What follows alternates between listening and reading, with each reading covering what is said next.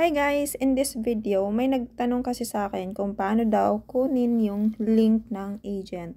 Okay, kapag andito ka na sa dashboard ng account mo, pumunta ka ng agent. Kasi updated na ngayon ang Popo. Dati iba yung agent settings. So ngayon iba na naman. So ito na yung settings, bagong update ni Popo sa ating agent account. Okay, so kapag balik natin ha, pindutin ang agent. Ayan, pag open mo, makita mo agad yung invite more agents. Ayan, itap mo lang yung invite and then, ayan, i-copy mo lang yung link. Copy mo, tapos isa-send mo doon sa kung kanino mo siya gustong isend. So, ayan lang. Thank you for watching.